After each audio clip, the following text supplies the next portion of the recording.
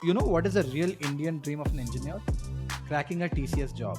I still regret the amount of money that I spent on education right now, which is actually one of the massive investments I've ever made. I've also tweeted something the person, gentleman, or the lady must not have seen is the fact that good marketing cannot sell a bad product. Not a single person out of a almost a 70 member team right now is from an IIT or an IIM. Not a single person in the whole team because we never looked at them. We never asked for resumes. We just looked at stuff that they do and how good they are and what is the intent, and that's it. Do you want to crack your dream six-figure job? Or maybe you want to start a venture of your own? Or maybe you are someone who doesn't know what to do with their life. Whatever is the case, we want to help you become a part of the top 1% club. Welcome to the Growth Show, a weekly based podcast where we help you grow and become a better version of yourselves. We believe that every person has the ability to do great things, but all they need is the right direction, awareness, and practical application. Hence, at the Growth Show, we invite some of the most interesting achievers and understand from them what it really took them to become really good at what they do. From them, we understand the exact process and mindset that is required to shape you into the rising and shining diamonds of tomorrow. The Growth Show is designed to make you smarter and for your growth. Now, if you are ready to become a part of the top 1% club, spam the comment section with the names of the guests you'd like to see, what are some topics you'd like us to cover, anything and everything, because I absolutely read all your comments. Grow में जो extra W है ना उसकी कसम. Without further ado, let me quickly introduce you to the very first guest of the Growth Show. Today's special guest is an engineering graduate who wrote his first blog when he was 19. In his second year of engineering, he started his own venture known as CrazyHead Solutions. In the years to come, he's worked with companies like Uber and Klook, but he is famously known amongst his students for his 5-day LinkedIn workshops. By now, you would have guessed who it is. He is none other than Vaibhav Sisinty. Vaibhav is the founder and CEO of community-led live learning edtech platform Growth School, and he has received $5 million in seed funding from marquee investors like Sequoia and Owl Ventures, and angel investment from the likes of Ritesh Agarwal, Kunal Shah, and Tanmay Bhatt. We are super excited to kickstart the first episode of the Growth School with Vaibhav, and I'm sure you are also very excited. So let's concentrate for the next 1 hour and take down some notes because I am telling you, you are going to learn some very, very invaluable lessons. So let's kickstart the first episode of the Growth School with none other than Vaibhav Sisinty.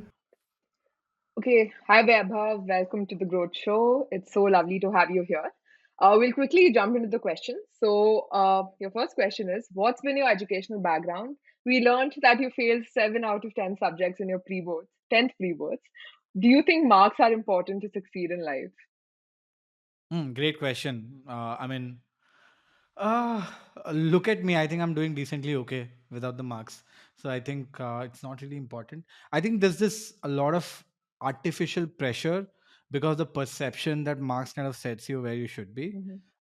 And I don't agree with it. I've never agreed with it. And that was one of the reasons why I built Growth School as well, quite frankly. Uh, because I think our education system and our education that we go through is very optimized for क्या बोलते हैं, learning which is not very application driven, right? That's why we have mugging up of stuff and getting grades, low practicals. I think it's screwed up that way. I think it's kind of outdated right now. So even Mhm. if you do really well, even if you don't do really well, it's fine as long as you have the basic things right about yourself. It should be good because I know a lot of people who did exceptionally well in school doing very okay right now, and I know a lot of people who were not at all on the mark doing exceptionally well right now, Mhm. right? So I think I don't see a correlation there, direct correlation there, but I think it also goes back to the point here. If you've been successful with education consistently, then you have a lot of boxes ticked. The chance Mhm. of you doing well is probably higher because you have a few things like you're dedicated, you're hardworking, you are not giving up that easily. You have the competitive spirit, not just a function of that you studied really well and the stuff that you studied is helping, but actually the other way around. The skills that actually needs you to do really well in education is important. Though I failed 7 in 7 subjects, I always tried, right? Because Mhm. ICSE was really hard, quite frankly. Yeah, Not I that I agree didn't study, 100%. not that I didn't study, right? But yeah, Right. that's how I'd like to put it. So, again, let's touch upon your educational background. What have you done? Oh, yeah, sure. I mean, I've done engineering from a very regular college in Vishakhapatnam called as Geetam University. I did try Mm, IIT, I did try IIT and AIEEE, and even I aren't we tried all? VIT. I couldn't crack any of them. Ended up in GIT, which is Geetam Institute of Technology. It's based on Vishakhapatnam, very regular college that 99% of the country goes to, right? That's where I Mm, did my engineering, and then realized education is not for me. I mm, still regret the amount of money that I spent on education right now, which is actually one of massive investments that I ever made. But mm. yeah, and after that, kuch pada nahi hai, bas. That's been my Okay. last form of education. I feel internet has taught me more than the formal Yeah, yeah, it's education. perfectly like encapsulated in your LinkedIn. So I think that's something that people don't know about. So I thought we'll Yeah. touch base on that so that people can also understand that it's not very important to come from a very prestigious institute to be where you want to be in life. All right, I think we have a perfect follow-up question for you. So do you think traditional degrees have become obsolete or redundant? You're asking me controversial questions, but here's the thing. I mean, I've been talking about this very, very openly, so I think it should be Mm, okay. I think it has, because the practical application of a degree is where, I mean, like, I don't know, yeah. Like, I've done computer science engineering, right? mhm, I should be most relevant than any other uh, degree out there, right? Like, and mm, even I'm not relevant. We are taught random 20 subjects which are not even relevant to computer science.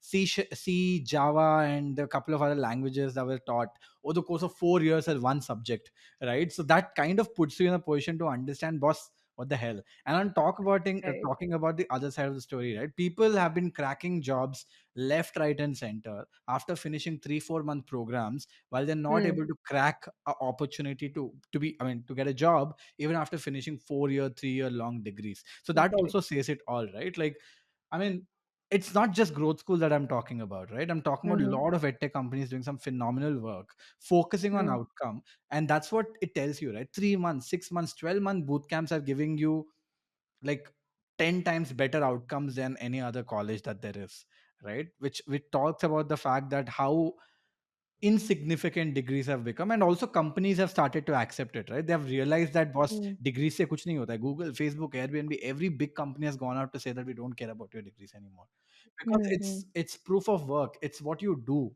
right? It's what you have done with the skills that you have acquired, not the degree that you have got. The degree, yes, kind of holds value if you're from a very top B school, because it actually filters a few skills of the people, right? More mm, than what they are taught in that B school, quite frankly, right? It puts you in a mhm, caliber. But if you're not from the top 0.2% or 0.3% of the colleges in the country or in the world, every other degree is the same, if you ask me. mhm. All right. So I think again another perfect follow-up question. So I think people are so they always want to crack the placement, after the 4 years of engineering, and they take it very hard upon themselves. And you talked about how degrees have become obsolete and redundant. So how did you land a job at Uber? Funny, I'm a computer science engineer, like I Mm, said. uh, yes. so so here's the thing, right? Uber had come to my college to hire people, but I Mm, didn't attend those interviews because I already had cracked the job in HSBC. Uh, and also, the story of me going out to crack a job is also funny, because I was already running a startup, and I was under this perception, if I don't get a job, my family will actually think I was not able to crack a job. As a result, I'm doing a company, so I had to crack something just to show it, saying that, boss, I'm capable. But I think doing a mm, startup makes more sense. So I had a job at HSBC, and my college had a rule that you can only attend one interview per company per person, right? mhm, If you crack a job, then you cannot attend more interviews anymore. So Uber had come, so I knew Uber is hiring, but I always thought it was for what, like, uh, tech or like other roles, right? right, right. I didn't want to do a job in engineering anymore. I was running a startup. I Fair. enjoyed other stuff. And that's Mm, when I saw an ad on Facebook. I'm not kidding. I saw an ad on Facebook, and I recommended my friend to apply because she didn't apply for it. I was back in my hometown. She was around. She was also from the same college. I said, why don't you apply for this? Uber is a good company. She said, yeah, sure, I will apply. Why don't you also apply? We can just go and hang out in Bangalore. I said, yeah, that makes sense. I mm. need a break. So I applied, she applied, she never got a call. I got a call, but they said, you don't have to come Oh to no. Bangalore. You could do it all on calls. There were some 10, 12 calls here. It went on for 2.5 months. I was just having fun in the Wow. interviews because for the first time as a refresher, I was not asked to give an aptitude test for I don't know what, Christ's sake, right? Like I was given situation, I was asked to solve problems, and I enjoyed doing it, right? And I thought, yeah, Uber mein job lag gaya.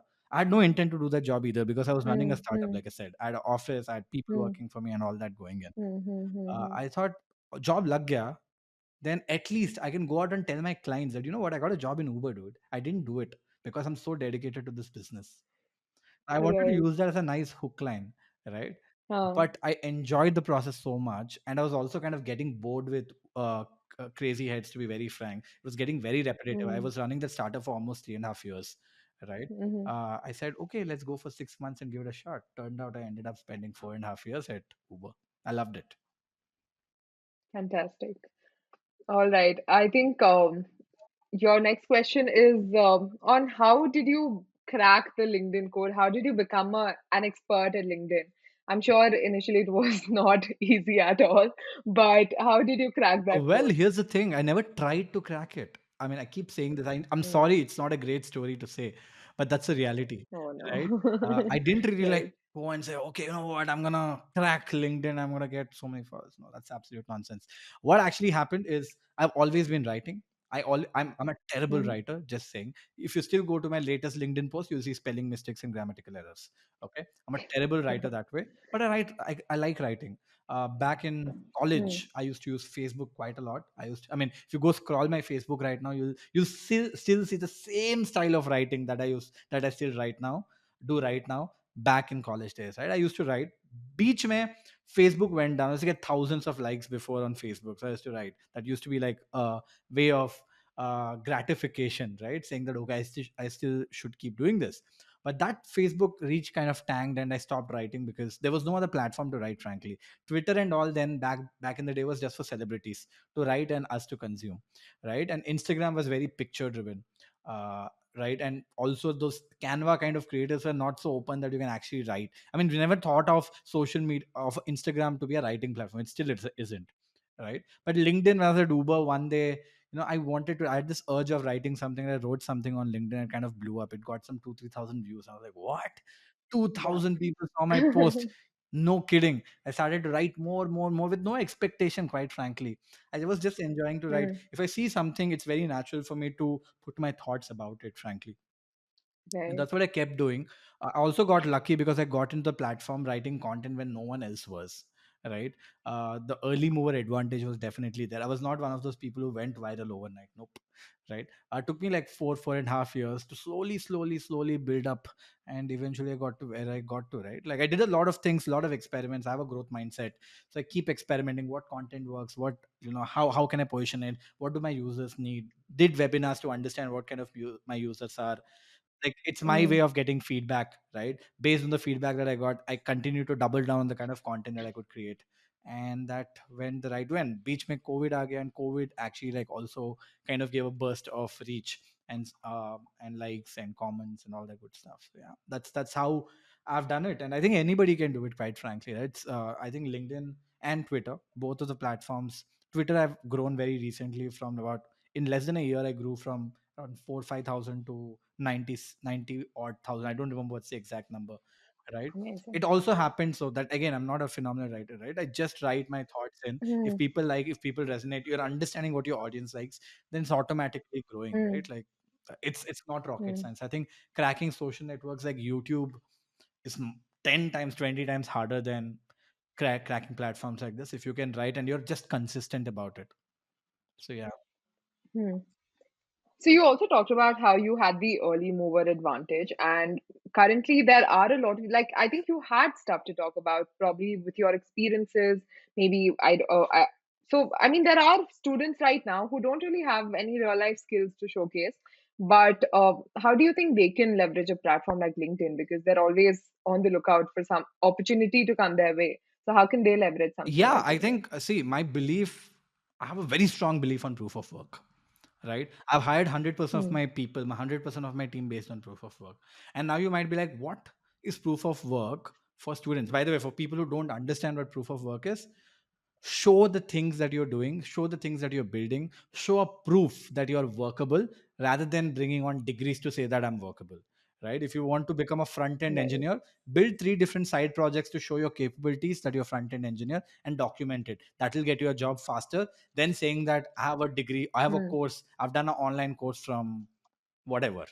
Right? Doesn't get you anywhere. Right. Right. So for a student, Hmm. proof of work, what does the first employer look for? Learnability, Hmm. because they're new, they have to adapt, they have to learn. Two, how much of a hustler or a hard worker the person is he consistent and persistent? The basic things like this that a fresher is looked upon, because he doesn't have inherent skills that will Hmm. come and change a business. And for that, the Right. easiest thing to do is, one, you keep reading, keep learning, always be learning. Hmm. Whatever you're learning, talk about it on social media. Let's say you want to become a marketer, Hmm. okay? Or any Hmm. example, let's say you want to become a developer, anything that you want to become, quite frankly, right? Keep learning from Hmm. insanely valuable resources of the internet. And whatever you learn today, put that in form of a video. If you're not comfortable with video, in terms of a written post, in terms of an audio blog, Hmm. whatever that is, you can do, or write a blog article on Medium and repurpose that on social media, whatever Hmm. that you can do, and keep doing it consistently. Hmm. Once you do that, right? The Yeah, consistency I is mean, key. obviously, once in a while everybody does. Yes. Once you do it, like every week Right. there's one post coming from you talking about, this is what I learned new this week. When Hmm.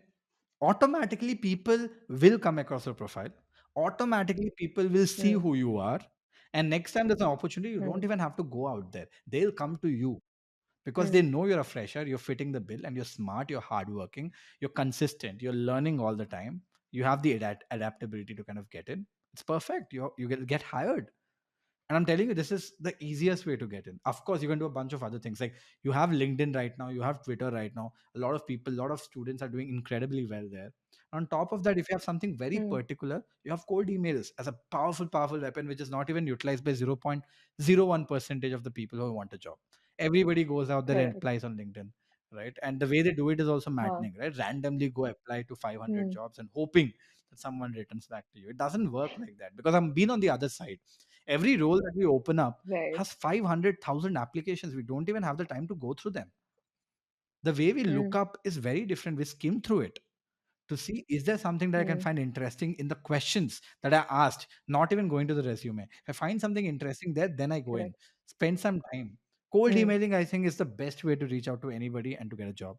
If I want to get a job today, I would Hmm. cold email. That's the best way to do it.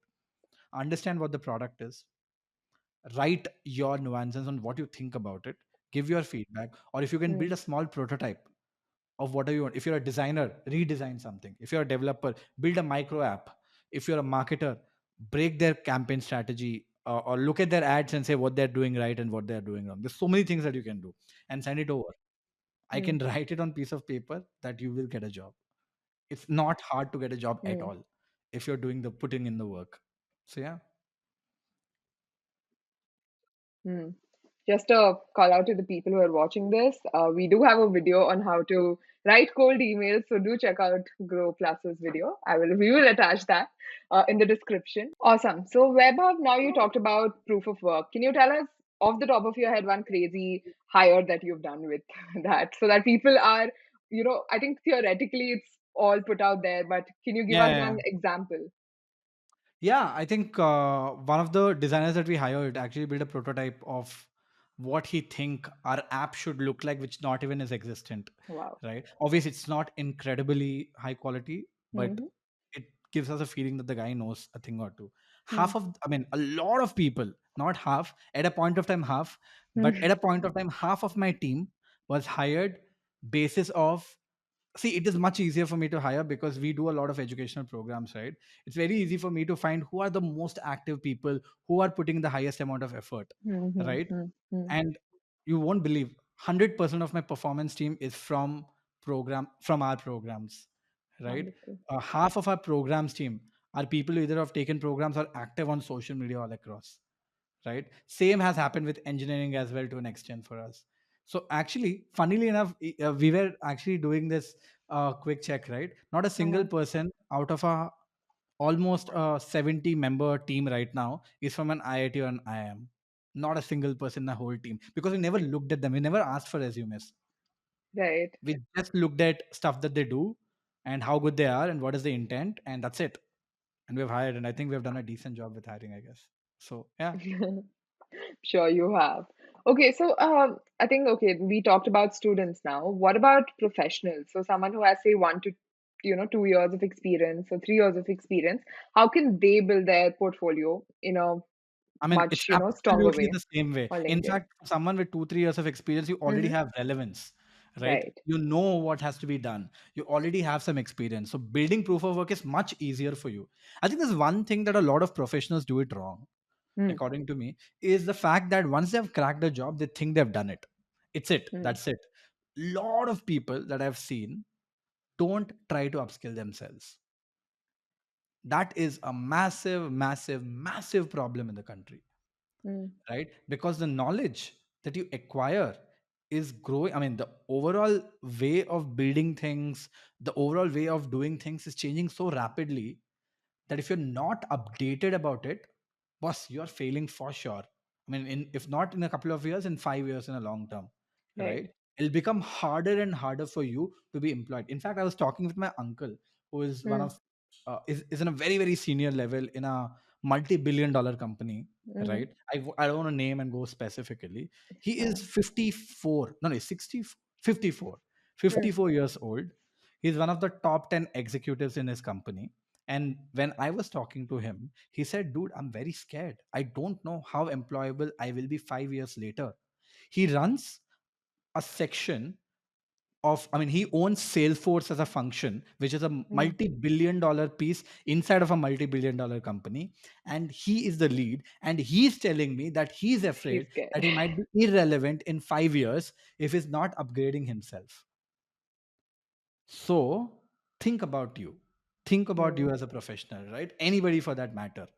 You will mm, become irrelevant, absolutely irrelevant, if you're not upgrading yourself. So I don't know how to inculcate this. We are trying to create this form of learning at Growth School as well. We're giving out a lot of free content for the same reason कि यार तू upgrade कर अपने आप को, right? And when you're learning things, you automatically have the option to kind of put it out there, mm, right? When, let's say, a lot of people take cohorts from us, a lot of people do side gigs, right? A lot of mm, people learn things by themselves.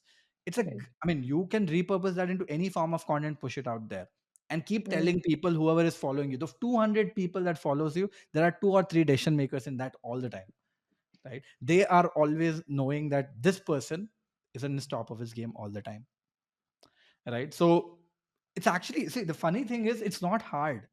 It's actually mm, not hard, but people mm, just don't want to do it, right? And they're not doing it yet. I'm very certain they'll come to a point when this will become a norm, right? It has become a norm in a lot of countries already. It'll become a norm mm, here as well. So that's mm, one thing. Keep upskilling yourself, and whatever you learn, kind of reciprocate that across social media. That's the way. Everybody has to be a content creator tomorrow. I'm telling you this. If you want to be successful, you have to be a content creator. If you want to mm, stand out, you have to be a content creator. And content creator is not being you doing a YouTube video. Content creator is talking about what you're doing. It's not hard. You have to put right. yourself out there, and that's the way to win this game. Yeah. You don't have to do content as a video per Yeah, se.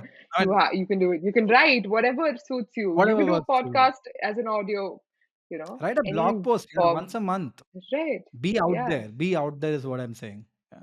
Yeah, be out there, be relevant. I think that's very important. I think that's our takeaway from this.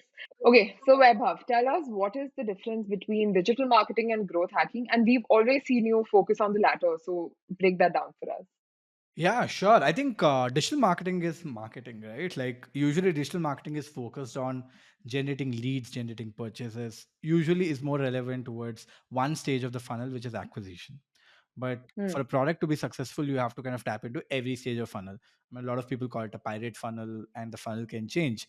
Like if you think about, I mean, let's talk about this in an example, right? Let's think about Uber. Let's say you didn't know what Hmm. Uber was. Okay, Hmm. all of a sudden overnight you see a billboard saying, hey, go from your hometown, that is Koramangala, to Indranagar for 250 rupees, right? And download Uber for that. You see that for the first time. And when you see that ad, what's happening is you're creating awareness. So you're getting to know that there's a product called as Hmm. Uber available, right? It's Hmm. basically awareness. It's not really anything. It's not leading to anything yet. But after when Hmm. you got to know that, you go on to Play Store and you basically download the app, right? And that's when acquisition happens. And this is what a lot of mm, people focus on. How can we acquire more people? That's our digital marketer's job, right? After acquisition, what happens? Digital marketers not caring about what happens after acquisition, right?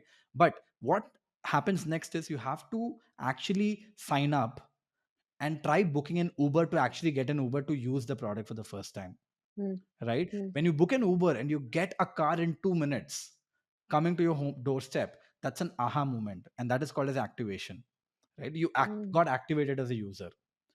And then let's say you got a free trip, so you took a trip and you liked it, and now for the second time also, now you want to take a car, no, go out somewhere, and you pay for your first Uber ride, right? That's when, like, revenue is made for Uber, right? And you like the product so much that you keep raving about it and start talking to your friends. Dude, did you know I came in an Uber? This used to be a cool thing, right? How did you come? I came in an Uber, right? right. And then referral happened,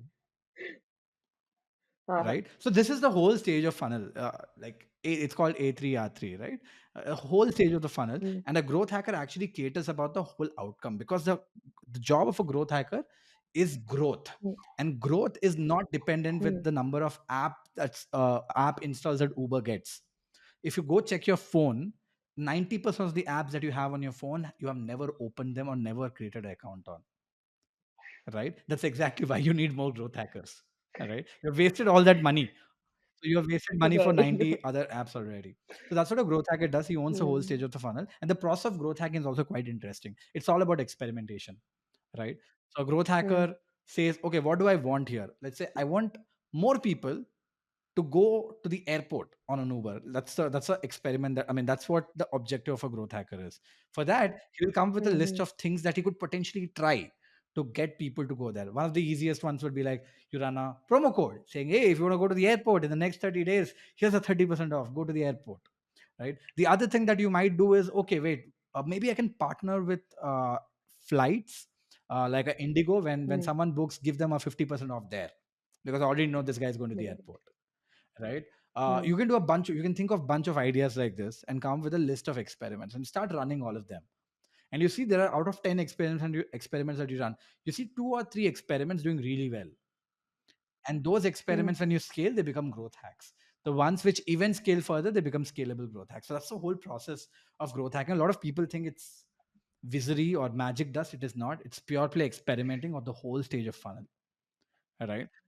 mm, That's basically it. When you go to an influencer marketer, marketing manager's job is to crack mm, influencers, right? But actually, a right. growth hacker or growth marketer's job is not just to crack influencer, but to understand which influencer working well. And how does he know that? Mm, You know that by not just people downloading the Grow app, but actually using it, by actually getting the KYC right. done, by actually making the first investment. People who get the most number of maybe first investments, whichever influencer makes, gets more people to make the first investment, are probably better influencers and not the one who gets you more downloads. I'm hoping this is what you guys are doing, right? And this is probably the right way to do it as well. And this is what a growth hacker or a full funnel marketer or a growth marketer does today. And that's the difference. Sorry, it went on for too long, but that's the answer. No, no, no worries. I think we've covered everything. And now I think we understood what growth hacking is. Now, how can someone go ahead and become a growth Yeah, hacker? it's the most easiest and the most difficult thing to do. For you to be a growth hacker, you have to experiment the shit out. Pardon my French, but that's the reality. Mm, Like I said, mm, the mm, better mm, growth hacker you become, uh, like the level of as good a growth hacker you'll become is directly proportional to the number of experiments you run, right? The biggest reason why I mm, said it's mm, mm, hard to become it's easier because you have to just think of ideas, which everybody does, by the way, instead of ridiculing them, thinking that ye kaise kaam karega. You don't know anything. Think about, correct. you don't know anything. List them Mm, down, run one after another mm, on sprints, and you'll figure out. mm, That's the way to go as a growth hacker. And obviously, right, a growth hacker mm, should be full stack. That is, he should be a hustler, he should be someone who's willing to get his hands dirty. So mm, mm, let's say I want to run an experiment. Let's say your experiment is running a podcast. There are two ways of going about it. You don't know if the mm, podcast will work or not, right? So you figure out the mm, tools. Let's say you figure out the tool to record, you figure out the tool to edit quickly by yourself and do it yourself instead mm, of hiring someone who's supposedly a professional podcaster, right? So you Right. have to have that mindset all the time. How can I do it in the most lean Mm-hmm. way, with getting my hands Hmm. dirty, right? So you have to get Hmm. no code tools, you have to be self aware and all that. And on top of that, I think one of the most important abilities for you to be a very good growth hacker is your ability to Hmm. take failure, because 9 out of 10 times you'll fail, because you're not Hmm. applying a playbook here. You're going out of Right. playbook and thinking of ideas. And I Hmm. truly believe a success of a company also is directly proportional to the number of experiments a company runs, right? You won't believe I have a Hmm. team deployed for just running experiments at Growth School, because I know for a fact that is what will keep me afloat, because I have figured out the Hmm. business for today. I have figured out the Hmm. business for tomorrow. What happens 15 days later, I have no idea. I don't want to come to a stage and stand saying that shit, what do I do now? I've tried everything that I know and nothing works anymore. Right? So that's basically it. So I think now we talked about how important it is to upskill and how everyone has to be at some point of going forward has to be a content creator. We understand that there's a lot of free information and content available on the internet. Then why do you think, I'm sure you would have run some campaigns and you would have understood this, but why are students still not able to learn and upskill themselves? And what do you think is broken currently with the way online You learning mean works? students are not learning, you mean? Students are not, yes, they're not able to somehow go there and Yeah, I upskill think it's themselves. a function of what we are very used to. I mean, quite frankly, Hmm. that is it, right? We have always been told that exam अच्छा लिख ले, life set हो जाएगा 10th में. After Ah, 10th, you've been told, "Do it well, get into an correct. IT, your life is set." 2 more Most years. people can't, Right. right? And then you come into engineering Mm, and they say, "Okay, clear the exams, mm, your life is set. Crack a job." Like, what is a right. real Indian dream of an engineer? Cracking a Mm, TCS job. Our expectations with ourselves is very low. That is because of the mm, precedents that have mm, happened. It's actually changing in this generation, I'll tell you this, right? But that's when mm. I was in college, 90% of our classmates had a dream of getting into TCS or Wipro, which paid them 3 lakhs, which is Yeah. 70% less than what they have paid for studying for 4 years. It's nuts, right? And that's the expectation, and that is what you are regarded for. So how will you even think, go out of the box and say that, yaar, मैं पढ़ के ना Google crack करूंगा? Very few people think like that, right? That is an inherent problem, if you ask me, right? And also on top of that, right? We have never had in India, right? For us, like, learning is equal to education. Whatever we learn, what is written on the books, we are never used to going out there on the internet and learning something new. Whenever you heard for the last time someone saying, yaar, aaj main kuch seekha, maza aa gaya? I mean, I know it sounds like Three Idiots. Now, when I say it, it actually sounds like that. But that's a sad reality, right? Nobody thinks like that. Yeah, I want to learn something new. I want to do something new. Nobody's thinking. And when you don't have that mindset, that urge of learning new things won't kick in. But that is slowly changing, because the space is becoming the space getting even more competitive. So you will see more and more people, and they're also getting exposure beyond of college thanks to COVID.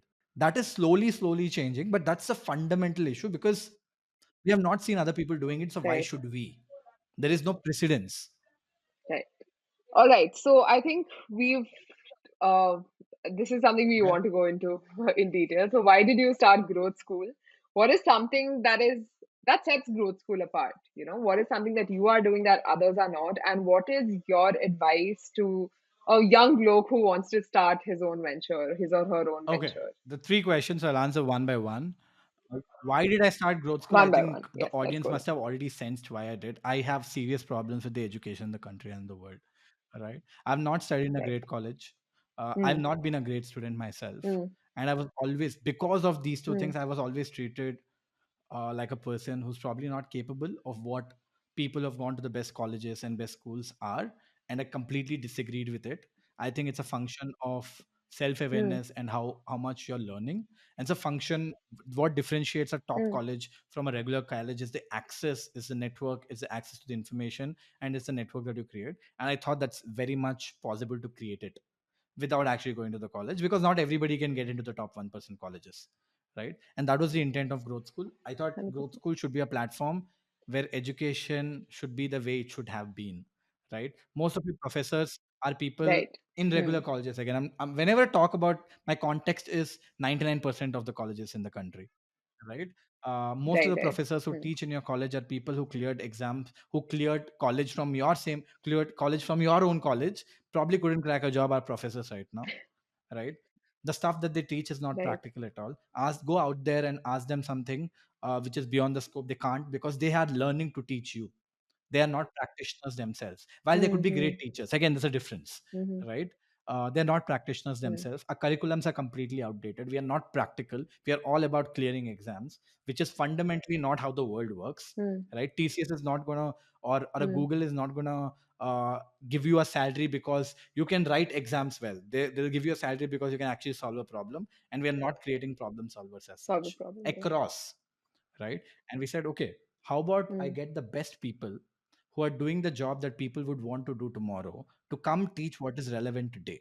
And Hmm. that's what Growth School is, right? You want to learn brand marketing? I'll get you the head of brand marketing of Dunzo to teach you brand marketing, rather than Hmm. some professor who thinks he knows brand marketing, or who's Hmm. teaching Hmm. you something which is 25 years old, right? You want to learn Right. full stack engineering? Stop going to see, stop going to, like, go through a four-year degree to learn like random stuff. Learn what is relevant, learn React, learn Right. Node, do projects more than learning, and the projects is what will get you job. And the people who teach you are people from Hmm. Google, Facebook, Amazon, Airbnb, Swiggy, Grow, companies that are making a difference, right? So people know what is Hmm. working today. It's relevant information that is being taught to you Hmm. at crisp form. So you're not learning 100% of the things. You're Hmm. learning that 80%, that 20%, which is used 80% of the time. And that's why I say we are trying to do education the way it should have been. So yeah, that's what we do at Growth School. Hmm. Trying. What is something that sets you apart? The people, the curriculum. Hmm. Like I said, Hmm. we're not focused on going on for 2 year long education sprints. We're Hmm. focused on how can we get them the 20% Hmm. that is used 80% of the time in 3 months, 2 months. Hmm. We are not focused on giving you certifications and degrees. We are all about Hmm. proof of work. In 8 weeks, you should be doing 8 different projects and meeting 120 other similar people like you. And Hmm. that's what will set you aside. And the people who you learn from, you're not learning from professors, you're not learning Hmm. from institute teachers, right? Because that's what been the education in the country, That's right? mainstream education. You're Yes. learning from people who are doing the job that you want to do tomorrow. The Hmm. teachers are different, the curriculum is different, the form of learning is Hmm. different. Hmm. Everything is Hmm. Hmm. optimized for Hmm. you to drive a change in your life, Yes. not to get a piece of paper, which is a degree or Right. a certificate for a matter. Yeah. But we still give certificates because people want certificates. अभी हम क्या करें यार, लोगों को चाहिए हाँ certificate, हम हाँ क्या करें? मतलब कॉलेजेस से शुरू होता है ना if you're in a club you're like certificate मिलेगा because they all want it on their resume Yeah. And only right only after some time you realize that they're worth nothing. So we yeah say that we are giving you a certificate, but it's useless. Your yeah proof of work is everything for you. What you have learned, correct what you have done will get you a job, not this certificate. hmm. Okay, so what is your advice to someone young, some young bloke who wants to start their own venture? Yeah, I think the I don't know what young means. I mean, if young means college student, then the answer could be different. But I believe in this framework, right? Ki Hmm. always think about, I mean, always try to solve a problem which is close to your heart, right? If Hmm. that's not the case, you'll probably give up. So have this back of your mind. Are you like really, really, kya bolte hain, will this wake you up every day in the morning and you'll go out with full energy to solve this? If that's not the case, that's probably not what you should be doing. While a lot of people have been successful chasing problems which has a lot of money, but 90 Hmm. for 95% of people that won't work. If you're not, if Hmm. Hmm. Hmm. that's number one. Two is, don't go full throttle. Okay. Hmm. Again, a lot of people might not agree with my advice. Let's say you found a brilliant problem and you're very passionate about it. You have a job, don't give up your job yet. My way of going about it is build something which is very lean, build an MVP, Hmm. right? Hmm. And try to get some level of traction. You might not get PMF already, it will take time, but try to get Hmm. some level of traction. Once you know you've done it for a few months by putting in Hmm. extra works, and you see that and you see that you are getting customers, you are talking to customers and they think they need your product, that's when you go full throttle on it, right? Hmm. And I think as a student, right, if you are one of them, then I strongly recommend you to try out as many things as possible. Just and the best way to go about it is do an internship. Go work mm, for, if you don't have an idea, go work for a friend, go work for a senior for free, go do an mm, internship, go and stand outside the mm, office, mm, it mm, doesn't mm, matter, mm. hustle around, get an access, get that क्या बोलते हैं perspective of how things are done before you actually jump into building one. Don't fall into the Correct. glamour of it. A lot of people think entrepreneurship is sexy. It might look sexy from Mm, outside.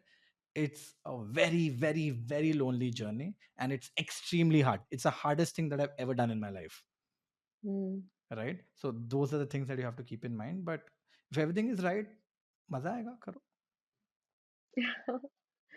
All right. You talked about how Uber, I mean, was something you just wanted to try out for 6 months and you spent 4.5 years there. Then why did you decide to quit? You did tell us about growth school and how the idea was ignited, but why quit your job and become an entrepreneur? How did that change happen? I हाँ, so I mean, all throughout Uber, I always had this कीड़ा कि यार कुछ start करना है, कुछ करना है, but never had the idea, quite frankly, right? Didn't know right, what to right. do, and I cannot, like I said, right? Huh, I'm a little logical that way, and I'm not a huh, maverick to say, you know what, screw it, correct. I'll do what I want to, and we'll see what happens. I was not such a maverick either. I'm still not am. I'm very calculative Huh, risk taker, frankly, right? hmm, But basically, after Uber, I did one more job. So when Uber happened, right, I loved the journey.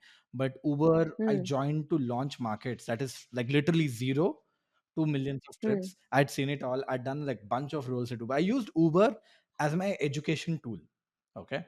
Every 6 months to 8 months, I will change my role, or Okay. I'm doing something inside of Uber and also outside. I'll tell you, I joined as a launch marketer, became a marketing coordinator. From marketing coordinator, I became a marketing manager. As a marketing manager, because I had more access, I've done a bunch of things. I've done partnerships, I've done sales, I've done performance marketing, I've done क्या बोलते हैं project management. I've built products for Uber. I've done strategy and planning. I've done everything. So I kept jumping onto Hmm, things as much as I hmm, and use that as an education lever and learned a lot. I'm sure hmm. I contributed decently well to Uber as well. That's why they kept me for 4.5 years. Uh, After that, Uber had become an IPO company, and I was not enjoying it. It had become too big, Right, right? And there were some other right. reasons also I chose to like part ways, right? And then I Hmm, joined a early stage company called as Klook. Not so early; it was a $1 billion hmm. company as well. It's a travel tech Huh, company, but they were struggling in India. They were huh, stuck at $6-7 million. hmm, hmm, But in 1 year, hmm, hmm, all my skills that I had learned, I could apply here, and hmm. we scaled the business to 27, Perfect. 26, $27 million in a year, right? That was Huh, huh. crazy. And then COVID happened. When COVID happened, Right. I was like, kya karu main abhi? Because COVID made me feel, see, Huh. at Uber, right? I did things, but always had this question back of mind: did I get lucky, or am I doing something right? I don't know, because Uber in itself is such a brilliant product. An average guy would also be able to do a decently good job, right? Survive, yeah. Uh, but there's always this self doubt inside of me. But that's when I Hmm, chose not to go to a big company, because I continue to have that self doubt. I went to a smaller company and applied it. Now that one hmm, year hmm. inside of Klook gave me the confidence कि भाई आता है तुझे, तू कर सकता है. You are capable. You're not just getting lucky. Right. Probably you got lucky a little, but you're not just getting lucky. So that Huh. confidence made me believe that यार मैं कुछ कर सकता हूँ. And when COVID happened, it was travel, so I know things will slow down, and there was this layoff and all Hmm, that nonsense. So I chose to leave, hmm, right? hmm, And when I left, I could have cracked the job, but then I thought, then I become maverick, and I said I'll give myself 1 year to figure out I want to do something. और कुछ नहीं होगा तो job मिल right. जाएगा, because that confidence was Huh. there this time, right? Right. Funnily, because I am used to doing something or the other all the time, I tried doing something called as a LinkedIn workshop, right? Which still Acha. runs till today, because that was Huh. one thing that I could teach and I could pass time. That scaled very Huh. well, and that Huh. eventually led to what I'm doing today, which is Growth School, right? So that's why I left Uber, Fascinating. and I didn't leave Uber for Growth School. I didn't leave my Right. job for starting up. I left my job to Hmm. actually figure out. I gave myself time, because also Hmm. because 5 साल में कभी break नहीं लिया था मैं. I left Uber Hmm. on a Friday. I joined Klook on Monday, right? So I never had taken up. So it's a mix of things, but I think in this place I Yeah. probably got a little lucky, because I was in the right time in the right place doing the right thing. Huh. But it's just too early. No, but I think what I picked from your conversation is very relevant. I think a lot of people continue in the same path because they are scared. They always think, I got lucky here. Now that I'm here, they don't want to go out of it, try something on their own because even though they have a bunch of ideas. So I think it's I mean, yeah, don't be a maverick completely, as Vaibhav said, but I mean, give yourself that chance, that benefit of doubt. Go ahead, explore something. Uh, you know, Let me continue on the same path of entrepreneurship. What are the most valuable skills that you need to become a good entrepreneur? Yeah, I think I'll be very frank. I'm just getting Huh, started, so I'm an huh, absolute newbie in this space, uh, right? But I mm, think there are a few skills that are important, according to me. mm, Is one is self mm-hmm, belief. If you mm-hmm, don't believe, if there is any point of time where you lose belief in the company or in yourself, everybody will lose belief, and no matter how powerful the ideas will go to dust, right? right. Self belief is extremely important as a founder. Self proud is also okay, to be very frank, to an extent. uh, Number two Mm, is knack to pick the right people, right? Again, a lot of people, I feel, mm, think that the right people are the mm, most expensive people, and I think it is not right. mm, uh, I feel the right people are the people with the right mindset, right? So that's why mm, we don't go by degrees. I mean, though it was not, mm, how do I put it? We never had the thought that we won't hire anyone from IIT. That was never the idea, or from an IIM. It right. happened so that we It just couldn't, so because happened. of Right. multiple reasons, and we realized it, right? Because our Right. outlook of hiring team was very different, and I think that is extremely Mm, important. Degrees, how much do they mm, get paid? The seniority levels matter only to an extent, especially in early stage mm, startup. mm, It doesn't matter a lot, right? Get the right people with the right mindset. They are the people who build it.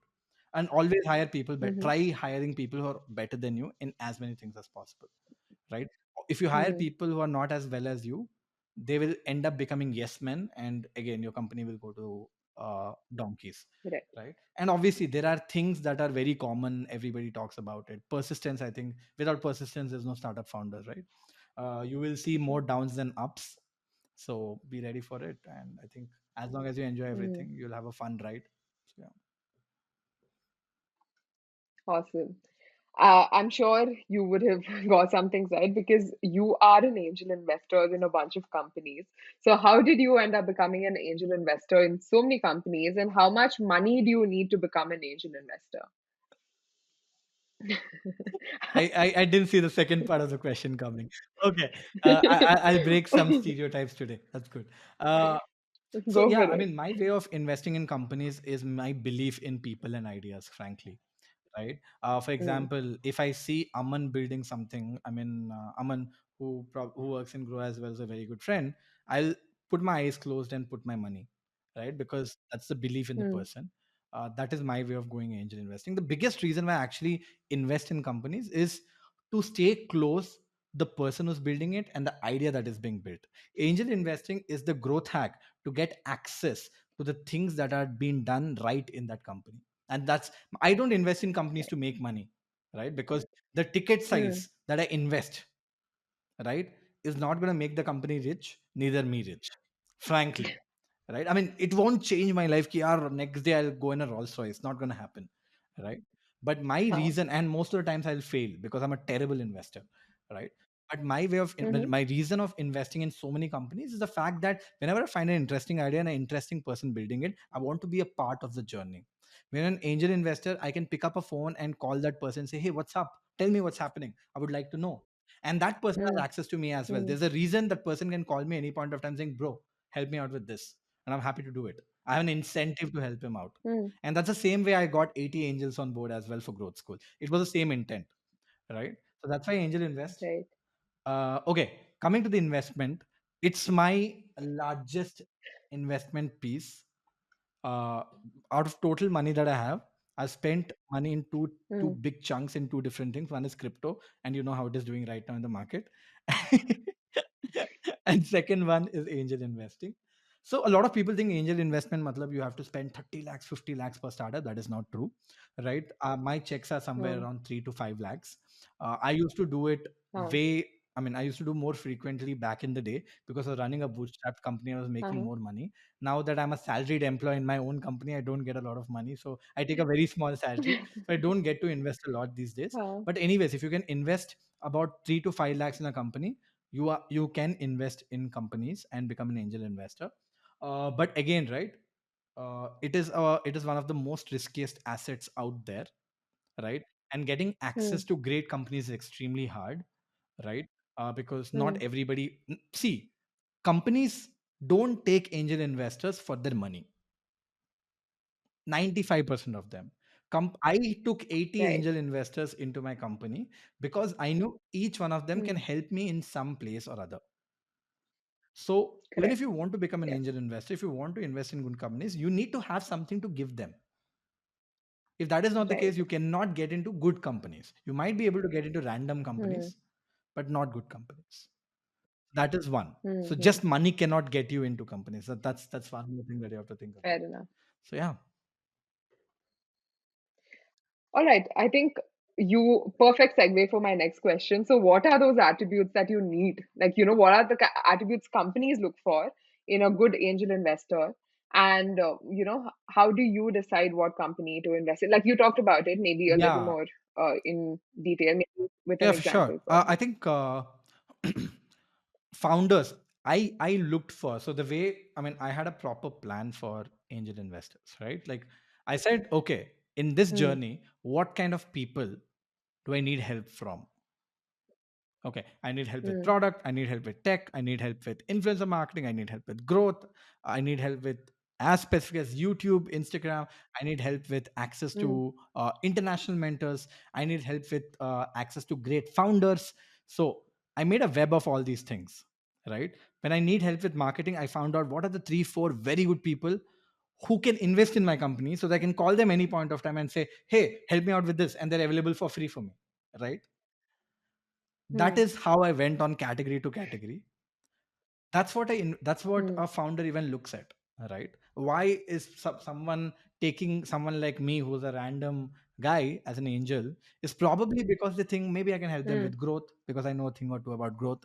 Maybe I can help them with connections because I'm decently connected, because of the funding that happened.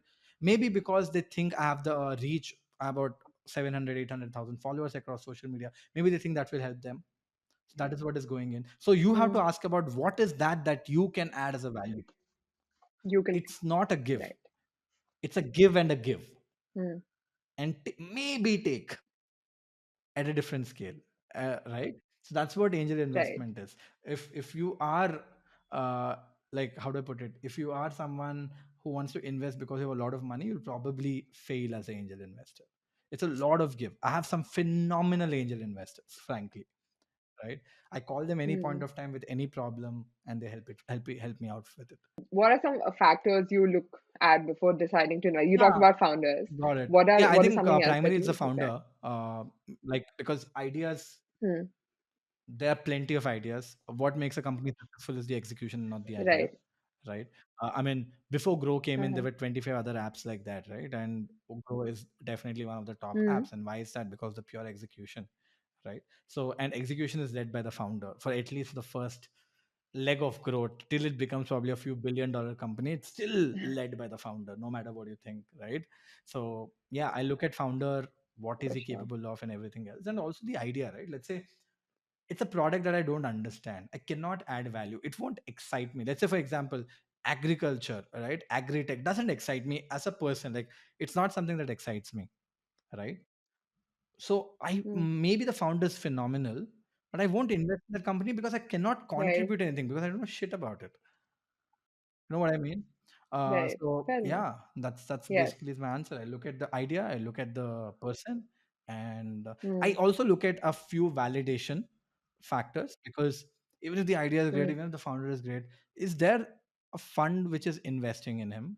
Uh, Something, because I'm not a great Hmm. investor, right? I look for some level of validation, but a Uh, lot of times I've invested without a fund as well. But most of the times I've invested when there's uh-huh. Sequoia, Nexus, Matrix, some fund backing them up, so that I don't have to do the due diligence. Hmm. Someone else can.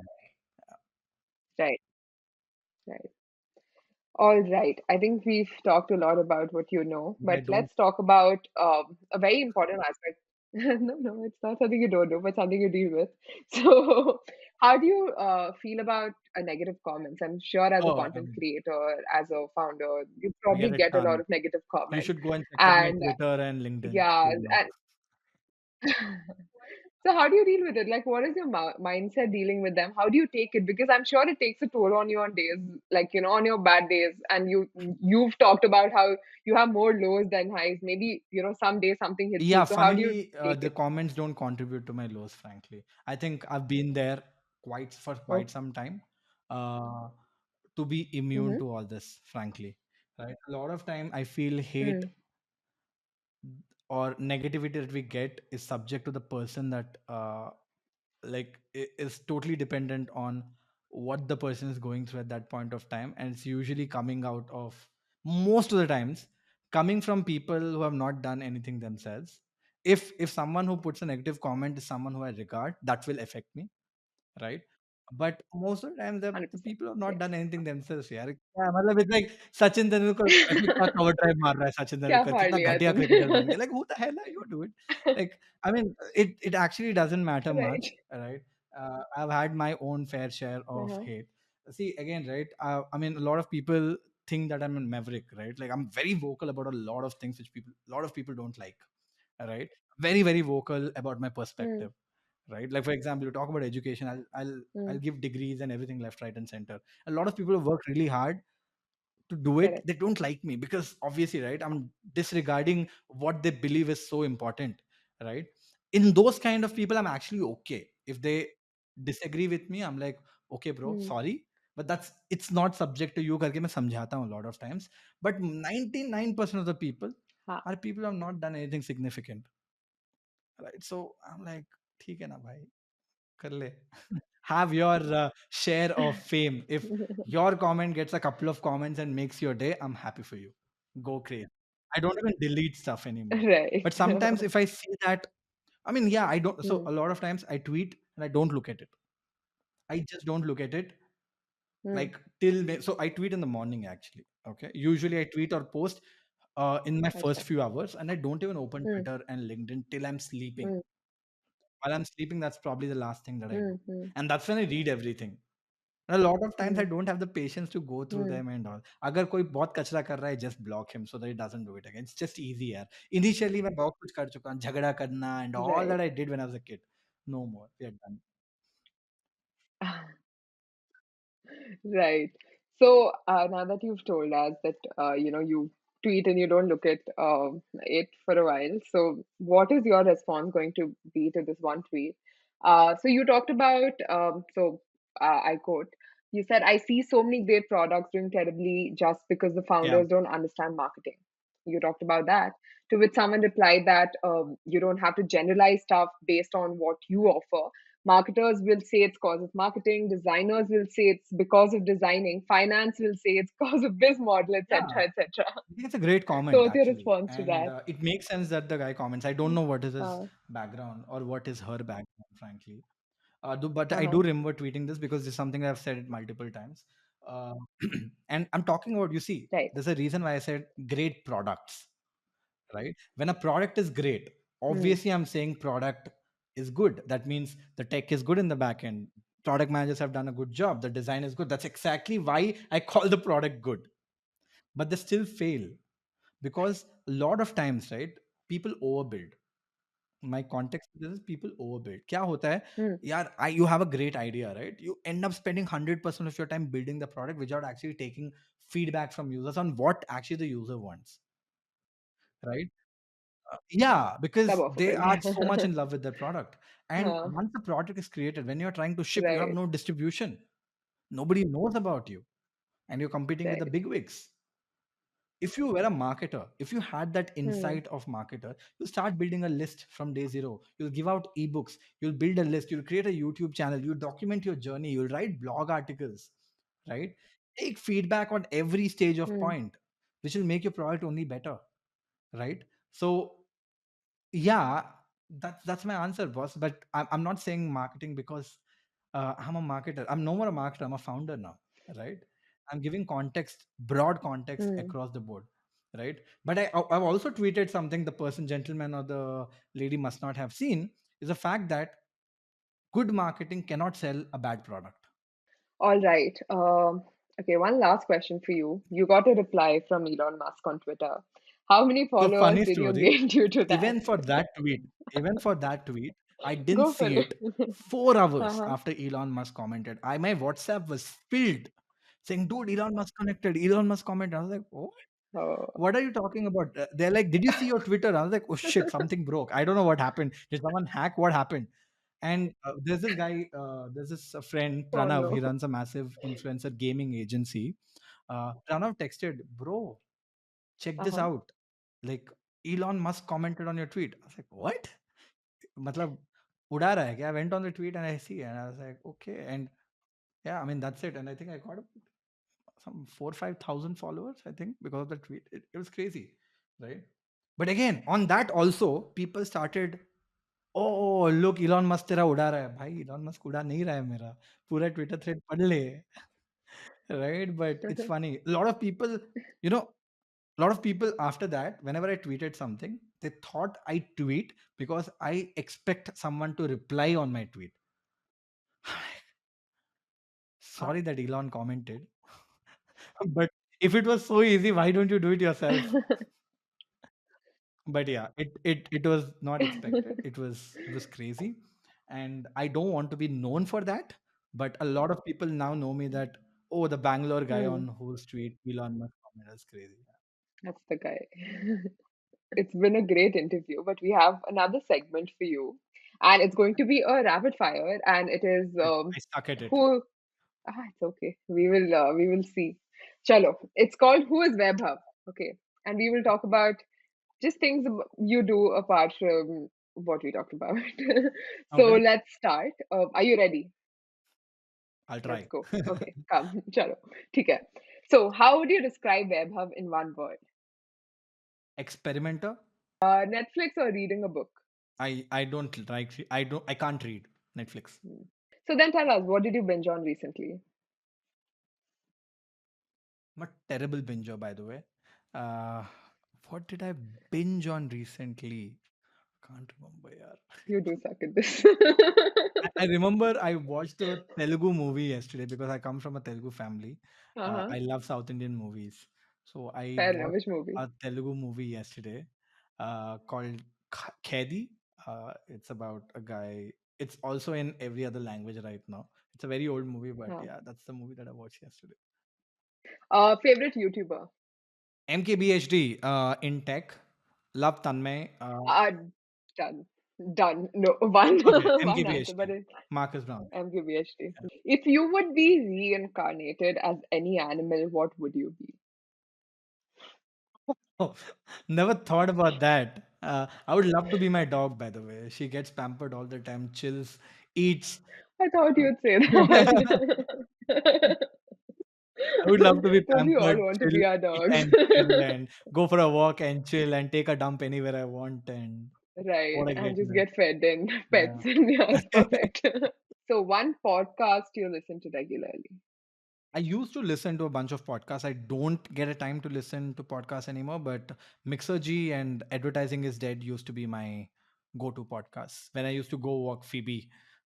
So I would listen to them. So Mixergy and Advertising is Dead by my friend Varun Dugi. Perfect. Okay, I think those are the questions we had for you today, and I think Hmm. you've been great. I think you were, yeah, you were decent at rapid fire. I think some Yeah. places we all forget. It's okay. But yeah, it was great talking to you. It was a very fun conversation, and I'm sure the audience will also enjoy it. If you have more questions for Webhub, you can leave it in the comments, and I'm sure he will reply at the end of the day when he's scrolling through. Okay, so we'll make sure to put this in the morning so that we have a good time period for people to put in comments. But okay, it was amazing talking to you. Thank you, Wema. Hey, thank you. And thank you for all of you who watched it. And we will see you again soon.